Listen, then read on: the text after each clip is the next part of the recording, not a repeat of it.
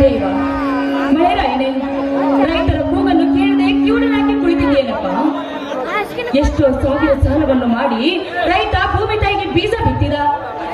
ಆದ್ರೆ ಭೂಮಿ ತಾಯಿಗೆ ಬೀಜ ಬಿತ್ತಿ ತಿಂಗಳು 2 ತಿಂಗಳಾದ್ರೂ ನಿನ್ನ ಅಂತಃಕರುಣೆ ರೈತನ ಮೇಲೆ ಬಿಡಲೇ ಇಲ್ವಲ್ಲಪ್ಪ. ಆದ್ರೆ ರೈತ ಬಾಳಿ ಬದುಕೋದಾದ್ರೂ ಹೇಗೆ ಹೇಳುತ್ತಂದ್ರೆ ನೀನೇ ಹೇಳು.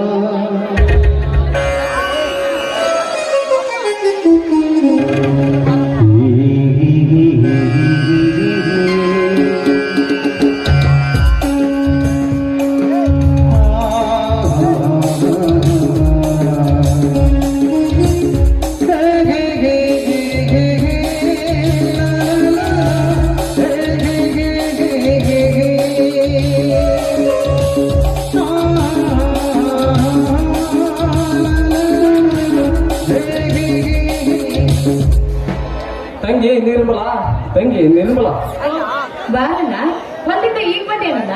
ಹೌದಮ್ಮ, ಹೊಲಕ್ಕೆ ಹೋಗಿ ಈಗ ಬಂದೆ. ಈ ಹೊಲದಲ್ಲಿ ಕುಳಿತು ಈ ರೈತನ ಒಡಲಿಗೆ ಬೆಂಕಿ ಇಟ್ಟಂತಾಯಿತಮ್ಮ, ಬೆಂಕಿ ಇಟ್ಟಂತಾಯಿತು. ಬರೀ ಆಗ್ಲಿಲ್ಲ ಅಂತ ಮನಸ್ಸಿಗೆ ತಾಪ ಮಾಡ್ಕೊಂಡು ಮಾತಾಡ್ಬೇಡಣ್ಣ.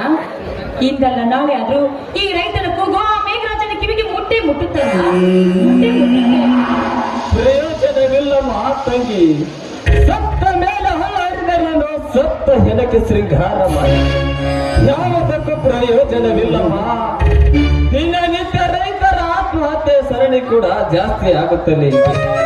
ಇದನ್ನೆಲ್ಲ ಕಂಡು ನಮ್ಮಂತ ಬಡವರು ಕೂಡ ಸಾವಿಗೆ ಶರಣಾಗಬೇಕು, ಸಾವಿಗೆ ಶರಣಾಗಬೇಕು.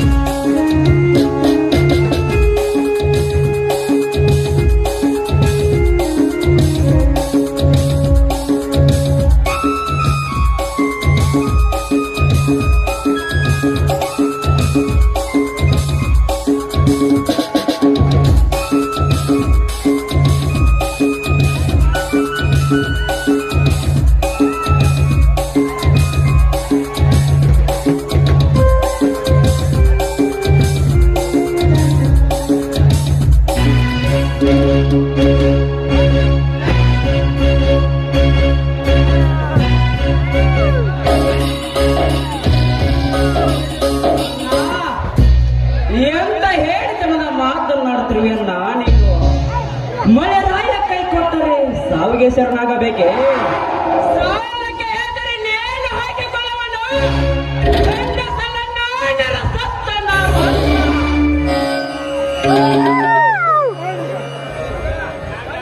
ದೇವರು ವಜ್ರ ಕಾಯ್ದಂತ ದೇಹವನ್ನು ಕೊಟ್ಟಿದ್ದಾನೆ. ಇದೇ ಊರಲ್ಲಿ ನಮಗೆ ನಿಂತವರ ರಂಡವನ್ನು ಕಳೆದು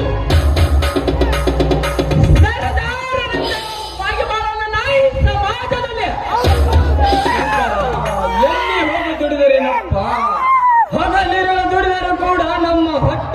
ಹೊಟ್ಟೆಗೆ ಸಾಲುವುದಿಲ್ಲ. ಇನ್ನು ಸಾಲ ಹರಿದುಕೊಳ್ಳುವುದು ಹೇಗೆ ಶಂಕರ? ಹೇಗೆ ಅಣ್ಣ, ಸಾಲಕ್ಕೆ ಹೇಗರಿ ಸೊರಗಿ ಸಣ್ಣ ಆಗಬೇಡ. ನಮ್ಮ ಭಾರತ ದೇಶ ಸಾಲದಲ್ಲಿ ಸಿಲುಕಿಕೊಂಡಿರುವಾಗ ಇನ್ನು ನಮ್ಮಂತ ರೈತರು ಸಾಲ ಮಾಡುವುದು ತಪ್ಪೇ? ನೋಡಣ್ಣ, ಸಾಲ ಮಾಡಿದವನು ಹರಿದು ಸಾಯಲಿಲ್ಲ, ಗಳಿಕೆಯಿಂದವನು ಕಟ್ಟಿಕೊಂಡು ಸಾಯಲಿಲ್ಲ. ನಮ್ಮ ಜೀವನ ಇರುವವರೆಗೂ ಗಂಡಸಾಗಿ ದುಡಿದು ಸಾಲ ತೀರಿಸೋಣ, ಸಾಲ ತೀರಿಸೋಣ.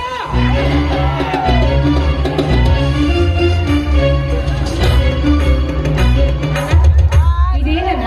ಅದೆಲ್ಲ ಇಲ್ಲಿ ಬಿಡಿ, ಯಾವಾಗ ನೋಡಿದ್ರು ಬರೀ ಅವಶ್ಯಕ ಮಾತೇ ನನಗೆ. ಕೈಯಲ್ಲಿ ಚೀಲ ಇಟ್ಕೊಂಡು ಇದ್ದೇನೆ. ಈ ತಂಗಿಗೆ ಏನಾದ್ರೂ ತಂದಿದೆಯೇನಣ್ಣ?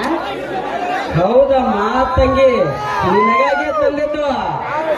ಶಂಕರ, ಈ ನನ್ನ ಮಗ ದೇಶದ ಹೆಂಡತಿ ಆದ ಈ ನನ್ನ ಮುದ್ದು ತಂಗಿಗಾಗಿ ಏನನ್ನು ತಂದಿರುವೆಯೋ? ಒಬ್ಬಳೆ ಹೆಣ್ಣು ಮಕ್ಕಳಿದ್ದರೆ ಅವಳಿಗೆ ಹೊಸ ಸೀರೆ ನುಡಿಸಿ ಅವಳ ಮನಸ್ಸನ್ನು ಆನಂದಪಡಿಸಬೇಕಂತೆ. ಅದಕ್ಕೆ ಊರಲ್ಲಿರುವ ಎಲ್ಲ ಹೆಣ್ಣು ಮಕ್ಕಳಿಗೆ ಸೀರೆ ಮಾಡುತ್ತಿದ್ದರು. ನಾವು ಕೂಡ ಈ ನಮ್ಮ ತಂಗಿಗೆ ಹೊಸ ಸೀರೆ ನುಡಿಸಿ ಈ ನನ್ನ ಮಗನ ಹೆಂಡತಿನ ಆನಂದವಾಗಿಡಬೇಕೆಂದು ಸೀರೆ ತಗೊಂಡು ಬಂದೆ. ಹೋಗಣ್ಣ, ಯಾವಾಗ ನೋಡಿದ್ರು ಮಗನ ಹೆಂಡತಿ ಅಂತ ರೇಗಿಸ್ತಾನೆ ಇರ್ತೀಯ ನೀನು. ಹೋಗಿ ಬಿಡಣ್ಣ. ಇಷ್ಟೊಂದು ಕಿಮ್ಮತ್ತಿನ ಸೀರೆನ ಯಾಕನ್ನ ತರಕ್ ಹೋಗಿದ್ದೆ? ನಮ್ಮ ಹೊಟ್ಟಿಗೆ ಊಟಾದ್ರೂ ಆಗ್ತಿತ್ತಲ್ವೇನಲ್ಲ? ಮುಚ್ಚಮ್ಮ, ನಿನ್ನ ಸಂತೋಷಕ್ಕಿಂತ ಹೊಟ್ಟಿಗೆ ಊಟ ಹಾಕಿಕೊಳ್ಳುವುದು ಹೆಚ್ಚಿಂದೆ. ನೋಡಮ್ಮ, ಹೊಟ್ಟಿಗೆ ಊಟ ಇರುವುದರು ಈ ಸಮಾಜದ ಕಣ್ಣಿಗೆ ಕಾಣುವುದಿಲ್ಲ. ಅದೇ ಒಂದು ಹೆಣ್ಣಿಗೆ ಮಾಡುವ ಸಂಪ್ರದಾಯ ಮರೆತರೆ ಈ ಸಮಾಜ ಯಾವ ರೀತಿ ಮಾತನಾಡುತ್ತದೆ ಗೊತ್ತೇನಮ್ಮ? ಇಬ್ಬರು ಅಣ್ಣಂದಿದ್ದರೆ ಕೂಡ ತಂಗಿಗೆ ಸೀರೆ ನುಡಿಸೋ ಕಿಮ್ಮತ್ತಿಲ್ಲದ ನಾಮಾತ್ತರ ಎಂದು ಕೇಕೆ ಹಾಕಿ ನಗುತ್ತಾರೆ. ಈ ಸಮಾಜದ ನಿಂದನೆಯ ಮಾತಿಗೆ ನಾವು ಯಾಕನ್ನ ಕಿವಿ ಕೊಡ್ಬೇಕು? ನಮಗೇನಾದ್ರೂ ಅನ್ನ ಇಲ್ಲ, ಬಟ್ಟೆ ಇಲ್ಲ ಅಂದ್ರೆ ಈ ಸಮಾಜ ಏನಾದ್ರೂ ತಂದು ಕೊಡುತ್ತೇನಲ್ಲ? ಅಲ್ಲ, ನನ್ನ ಅಣ್ಣಂದಿರೋ ಗುಣ ಏನನ್ನೋದು ನನಗ್ ಗೊತ್ತಿಲ್ಲೇನಲ್ಲ? ಬಡತನದಲ್ಲಿ ಹುಟ್ಟಿದ್ರು ನನ್ನನ್ನು ಬಂಗಾರದ ಹಾಗೆ ಜೋಪಾನ ಮಾಡ್ಕೊಂಡು ಬಂದಿದ್ದೀರಾ. ನೀವಿಬ್ರು ನನ್ನ ಎರಡು ಕಣ್ಣುಗಳಿದ್ದಂಗಲ್ಲ. ತಂಗಿ, ಇವು ಎರಡು ಕಣ್ಣುಗಳಿಗೆ ಯಾವುದೇ ಕುಂದೆ ಕೊರತೆ ಬರದ ಹಾಗೆ ಕಾಪಾಡಿಕೊಂಡು ಹೋಗುವುದು ನಿನ್ನ ಕರ್ತವ್ಯ. ಶ್ರೀಮಂತ ವರನನ್ನು ನೋಡಿ ನಿನ್ನ ಮದುವೆ ಮಾಡಿ ಸುಖದ ಹೊತ್ತಿಗೆ ಮೇಲೆ ತೇಲಾಡಿಸುವುದು ಈ ನಿನ್ನ ಅಣ್ಣಂದಿರ ಕರ್ತವ್ಯವಮ್ಮ, ಅಣ್ಣಂದಿರ ಕರ್ತವ್ಯ. ಏನನ್ನ ನೀನು ಮಾತಿದ್ರೆ ಸಾಕು, ಮದುವೆ ವಿಷಯ ಮಾತಾಡ್ತಾನೆ ಇರ್ತೀಯ. ಯಾಕೆ ನಿನ್ ತಂಗಿ ಇಷ್ಟು ಬೇಸರವಾಗ್ಲೇನು? ಹೋಗಿ ಬಿಡು, ಹೊಟ್ಟೆ ಹಸುವಾಗಬೇಕು, ಊಟ ಬಡಿಸ್ತೀನಿ. ಮಕ್ಕಳು ಊಟ ಮಾಡಿದ್ರಂತೆ, ನಡೀರಿ. ನಡೆಯಮ್ಮ, ಊಟ ಮಾಡಿ ಮುಂದಿನ ಕಾರ್ಯವನ್ನು ಮಾಡೋಣ. ಊಟ ಮಾಡೋ ಮೊದಲು ಈ ನನ್ನ ಮುದ್ದಾದ ತಂಗಿ ಕಂಠದಿಂದ ಒಂದು ಹೆಪ್ಪಾದ ಗೀತೆ ಕೇಳಬೇಕೆಂದು ಆಸೆಗಿದೆ ನನಗೆ. ತಂಗಿ, ಈಗ ನನ್ನ ಹೆಸರು ಒಂದು ಹಾಡು.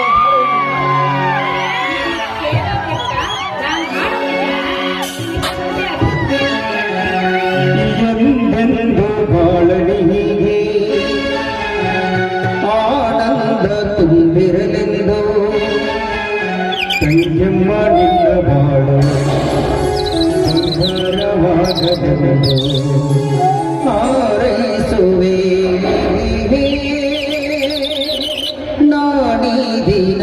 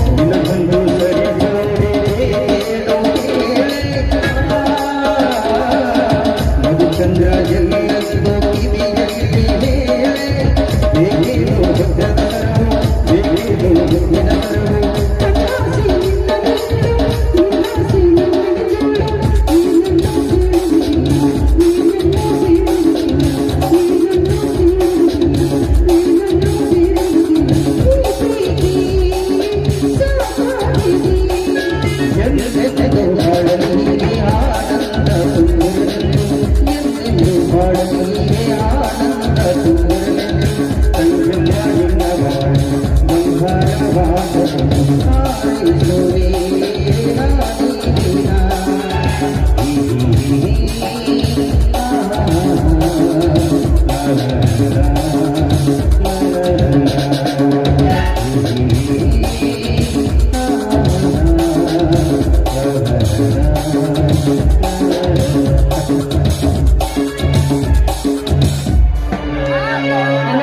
ನಡೀರಣ್ಣ, ನಿಮ್ಗೆ ಹೊಟ್ಟೆ ಹಸಿವಾಗಿರ್ಬೇಕು, ಊಟಕ್ಕೆ ಬರ್ತೀನಿ, ಮತ್ತೆ ತುಂಬಾ ಊಟ ಮಾಡಿರಂತೆ.